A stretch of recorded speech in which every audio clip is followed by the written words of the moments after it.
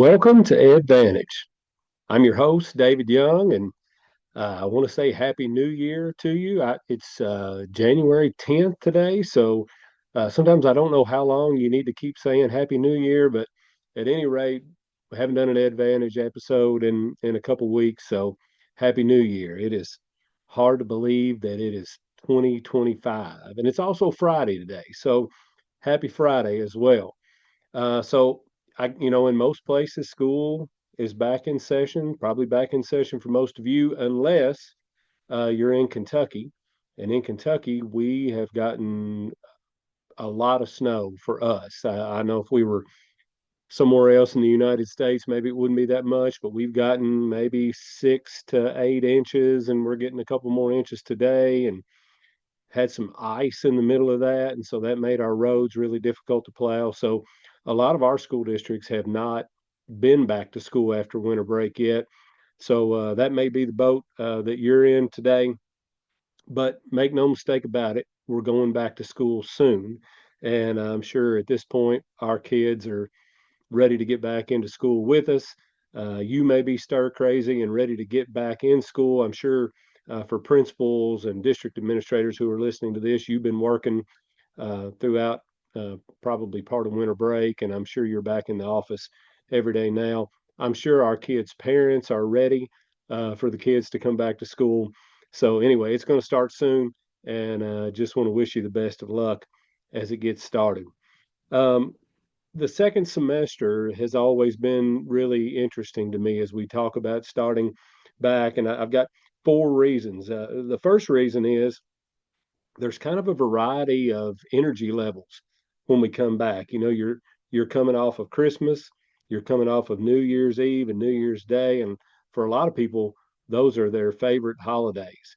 And so sometimes they have built those up and lived it up, and they're kind of crashing on the other side. And other times, people are, that's their favorite time of the year, and so they just come back energized and ready to go. So I always feel like it's kind of a mix of energy levels when we come back in the second semester.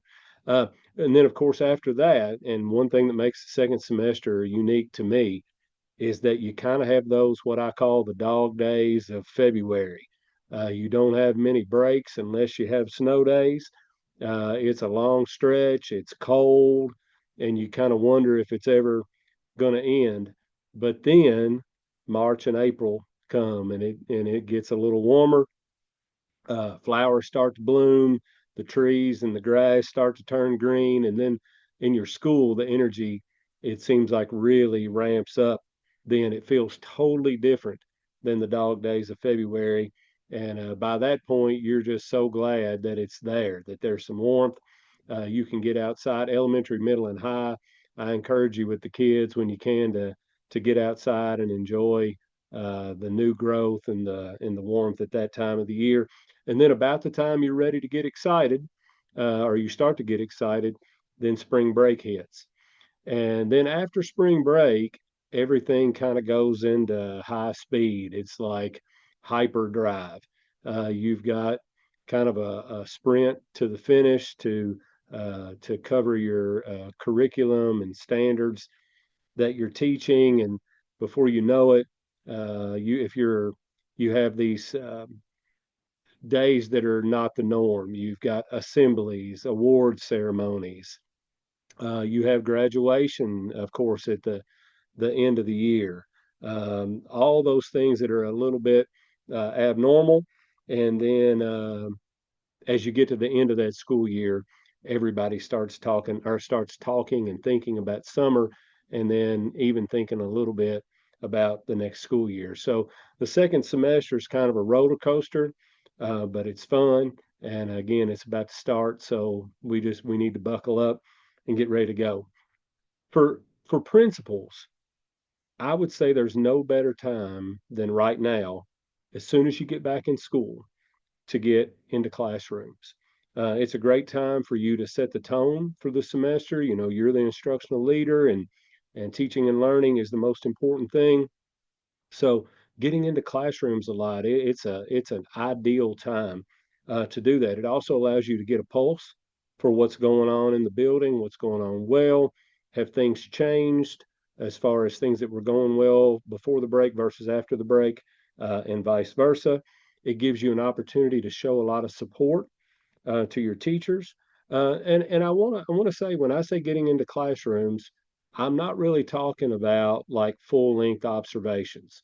I know you have to do those as part of your teacher's evaluation, so you probably have those on your calendar. You need to do them; they're important. But when I say getting into classrooms a lot, um, what I'm really talking about is walkthrough observations. You've heard me, if you've listened to Advantage for a long time, you hear me mention the importance of classroom walkthrough observations and how important those things are. But I haven't ever dedicated an episode to them. I've teased it a few times. So that's what we're going to talk about today. We're actually going to talk about this today, and we're also going to talk about it in the next episode as well. So classroom walkthrough observations. So before we get started, let's get a couple clarifications out of the way um, about walkthrough observations. I want you to know, as we're talking today, when I say walkthrough observations, this is what I'm talking about. The first thing is walkthrough observations. When I talk about those today, I'm not talking about scheduled visits to the classroom. In fact, it's really important that these walkthrough observations that I'm encouraging you to do a lot of, it's really important that they're unannounced. Um, and the main purpose behind you visiting the classroom is not evaluation per se, it's feedback to the teacher and it's coaching. It's opportunities for you to help teachers get better by giving on the spot feedback and coaching. Now, walkthrough observations can be used for or for evaluation, but more in the sense that you've been in the classroom a bunch of times in addition to your official evaluation visits. So when it comes time for the summative evaluation meeting at the end of the year, you can make a more informed decision. You can give more informed feedback because in addition to that official evaluation, you've also been in the classroom a bunch of times. So it's not, these are not really meant for evaluation, but they can inform your evaluation, of course, according to what your district certified evaluation plan says you can do. Second, and this is kind of connected, these walkthrough observations, they should be unannounced, but they aren't meant to be a gotcha. They aren't meant to be, hey, I'm gonna pop in when you least expect it, so that I can catch you doing something wrong. You definitely don't want that vibe. Um, Again, their main purpose is positive. It is get in the classroom, see what's going on, give the teachers some feedback, positive and some supportive coaching to help them get better. The more I do want you to know, the more that teachers see you in their classrooms and the more you provide good feedback. And when I say good, I don't necessarily mean always positive. I mean good feedback in terms of good quality feedback. So the more that you do that, uh, the less heavy the walkthrough will feel. So if you have a teacher who feels like, hey, when my principal pops in, it's a gotcha, it may be that that teacher just hasn't had the opportunity to have lots of those walkthroughs where they get good quality, valuable, supportive feedback. So the more that happens, the more that heavy gotcha feel will go away. Uh, Now, and again, the feedback doesn't have to be all positive. But you want to make sure that it's constructive. And then if it's ever negative, you want to make sure that you offer follow up opportunities for follow up conversation and further coaching with the teacher. And then the third thing is when I talk about walkthrough observations today, I want you to know that they serve many purposes. Now, primarily, you want to see what's happening instructionally in every classroom in your school. That's the number one reason to do those. But there are other reasons. Um, the visibility is great for you. Visibility is important as a leader. It helps you make connections and build relationships with teachers and students, classified staff, even parents. Your students will go home and talk to their parents about how you stopped into their, especially if you do it on a regular basis. they'll start to mention you in conversation. And I know as a parent, I love to hear from my kids when they saw their principal on a regular basis or assistant principals and other leaders. Uh, Walkthroughs are also good for safety. They make the building feel safer. They're good for behavior management. Many times, students are less likely to misbehave when, in addition to the teacher, there are also leaders in the building that are popping in unannounced, regularly throughout the day. They're good for addressing parent concerns, and what I mean by that is, I'll use an example. If Miss Perkins is your teacher, and you've been in her classroom a lot of times, and a parent calls and says, "Hey, I've got a concern about Miss Perkins." Well, as you listen to that concern from the parent, you have a different frame of reference if you've been in that classroom a lot versus if you haven't been in there very much. If you haven't been in there much and the parent's complaining, you really don't know if there's validity to that or not. But if you've been in there a lot, you'll know, well, that doesn't really sound like what I typically see in there. That doesn't mean you don't still look into it, but you have a different frame of reference. On the other hand, the parent's concern might be something that you've been working with Miss Perkins on. And so you know there is some validity to that. So it really allows you to make better informed decisions when you're talking with parents, particularly when they have concerns. Um, Doing lots of walkthroughs creates communication avenues. It makes teachers more likely to pop in and talk to you, or maybe even during the visit, step over to the side and say, "Hey, there's something I've been meaning to tell you." So it just opens up those opportunities for communication. And then it also, the last thing I'll mention, the list really goes on and on, but the last thing that I'll mention specifically is that it allows you to be so knowledgeable about what's going on in your building. And that's important for a lot of reasons, but I'll mention specifically when you meet with your district leadership teams, and you'll have a different level of knowledge about what's happening in every classroom in your building if you're doing those walkthroughs. So they just I guess I will say, doing those walkthroughs, if you do a lot of them, it's hard to do them, and that's what we're going to talk about next. But if you do them, it really cures a lot of other problems that you might have. It's a very proactive way to keep things moving in a positive direction in the school. So I primarily want to talk about two things today as we get into this. The first one is I want to make a distinction between two different kinds of walkthroughs. Now, we're still talking about unannounced feedback and coaching. We're talking about that kind of a walkthrough, but there's still two kinds of those, in my opinion. That I call the two kinds. The first one, I call them snapshot walkthroughs, and the second one, I call teacher growth walkthroughs. Now, I get into a lot of schools, I visit with a lot of principals and have for years now. And when I do that, I often ask the principal, you know, are you doing very many classroom walkthroughs? And most of the time, what the principal says is, and I have lived this myself, but most of the time, what they say is, well, I'm not doing as many as I should. I want to do more. I know I need to be doing more, but I'm really not doing as I should be doing. So I'm not doing as many as I should be. So when that happens, I work with the principal on how to take control of their schedule and how to utilize others around them to help free up some time each day in order to do walkthrough observations. It's amazing even if you can free up 40 minutes a day or an hour. Gosh, if you can free up an hour a day, it's amazing how many walkthrough observations you can get finished. So get completed. So it's just a matter of figuring out how am I going to manage my schedule so that I'm not just putting out fires all day, every day for 7 or 8 hours. But sometimes I ask the principal that, and they say, yeah, I do quite a few walkthroughs, and that's a good thing. They may say I do several walkthrough observations. But what I've learned when they say that, 99% of the time, if they say they're doing a lot of walkthroughs, they mean snapshot walkthroughs, which again is the first one. The other one is teacher growth walkthroughs. So let's talk about the difference.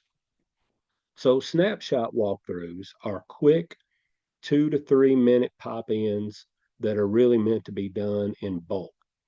Um, the principal typically uses a walkthrough instrument that has dozens of look fors. So one of those, you've probably seen one before. It's a walkthrough instrument. It might have 30 or 40 or 50 things on it. It attempts to have just about everything on it that you could possibly see in a classroom. So when the principal's doing a snapshot walkthrough, it's a quick 2 to 3 minute walkthrough. They walk in, it's possible that they may see 30, 40, 50 things, and they go in, and in those 2 to 3 minutes, they try to see as many of those as possible and check them off and then get out of that classroom. Over time, then I mentioned bulk. The goal in snapshot walkthroughs is to do as many of those as possible, maybe do hundreds of those before you really stop and take stock of what you've seen. What you want to do with snapshot walkthroughs is after you've done a whole bunch of them, is to try to identify positive and negative trends in the school. So that's the purpose behind them. So that's not a bad use of walkthrough time. It's for a specific purpose. But I'm gonna let you in on what I believe is a secret. If snapshot walkthroughs are your primary walkthrough model, it's pretty hard to move the school forward that way. Now, excuse me, I don't mean that they don't have some value. They do have some value to see trends over time. But in my opinion and in my experience, it's very hard to move a school forward instructionally, academically, behaviorally, if most of your walkthroughs are snapshot walkthroughs. So why is that? Well, first, it's a broad brushstroke, and second, it doesn't help you scale the practices of your superstar classrooms to all, or your superstar teachers to all classrooms. So remember, let's make a connection. In the past couple of weeks, we've talked about working with your superstar teachers to try to come up with a set of agreements that then allows you to focus on helping as many other teachers as possible uh, teach and act and interact with kids and all the things that superstar teachers do. You're trying to get as many teachers in your school to do that as possible. So if you work with your superstar teachers, you create those agreements. Walkthrough observations are a great time to coach all teachers toward implementing those agreements, not just implementing them, but implementing them at a really high level. So again, snapshot walkthroughs do have a place, but in my opinion, they should only comprise a very small percentage of your overall walkthrough observations. The rest should be the bulk, the majority should be teacher growth walkthroughs.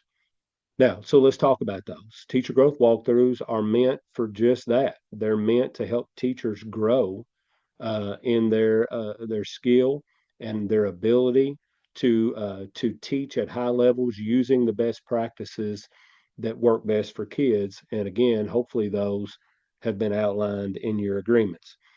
So what does that mean? How does that differ from the snapshot walkthrough? Well, in teacher growth walkthroughs, first of all, you have to stay longer. It's not a 2 to 3 minute snapshot. I'd say, there's a rule that I live by, and that is that students should not be passively engaged for more than 1 minute per year of their age. So if you're in a third grade classroom, those kids are about 8 years old. They should not be passively engaged over 8 minutes. Then they need to be actively engaged. If you're in a junior level class at the high school, those kids are 16 or 17 years old. That means they shouldn't be passively engaged more than 16 or 17 minutes. After 16 or 17 minutes, something needs to happen to actively engage them. So on average, I would say if you're doing teacher growth walkthroughs, you're probably looking at staying in the classroom 15 to 20 minutes. Maybe in early elementary, maybe you might get out in about 10 minutes, but I would say 15 minutes is a good look at what's going on to that classroom.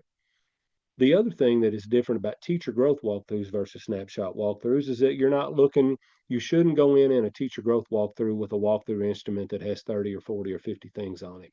You only want to look for a few specific best practices.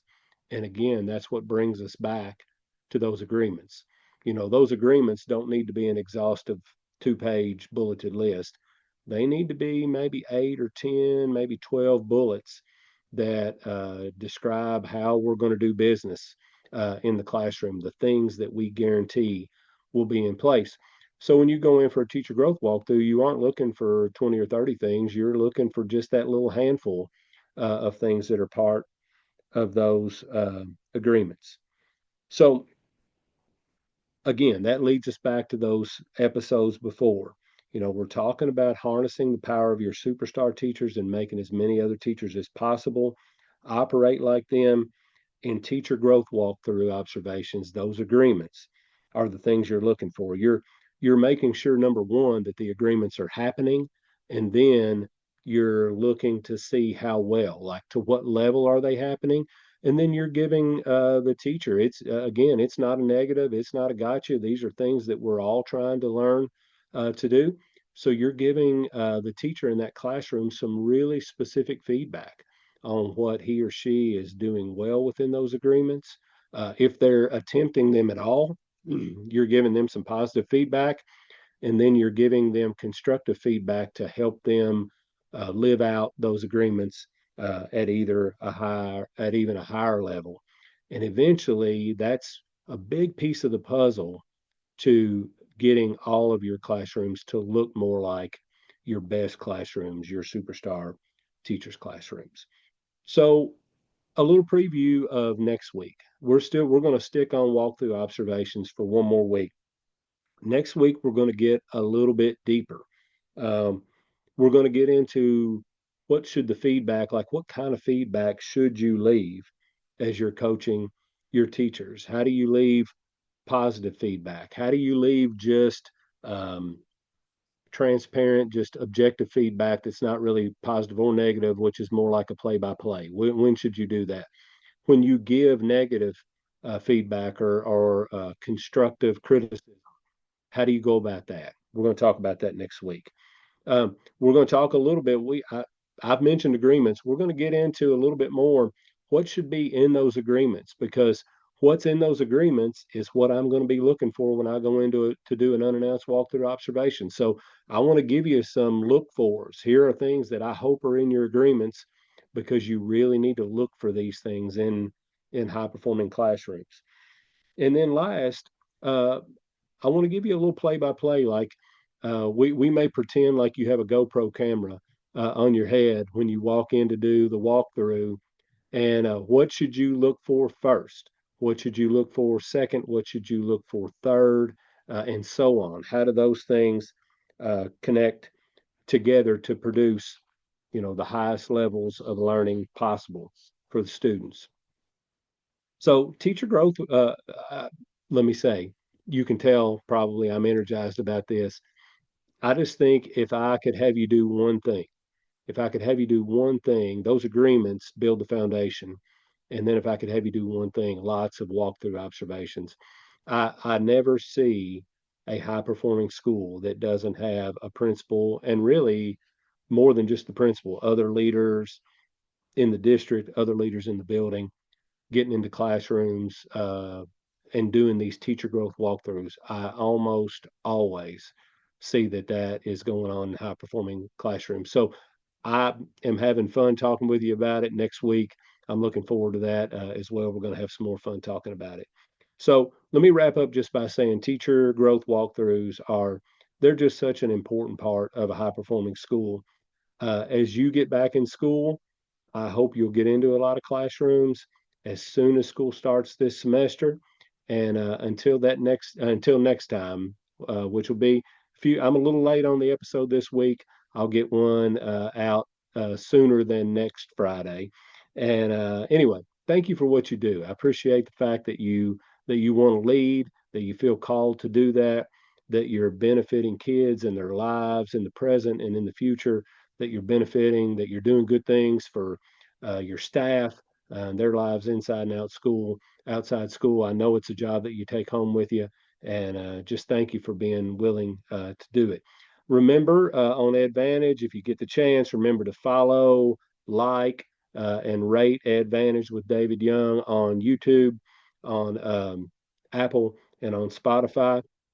And feel free to reach out if I can help you any way. Send me an email, comment on one of the platforms. I would love to talk to you and be willing to help you if I can. So with that, take care, and I will see you next time.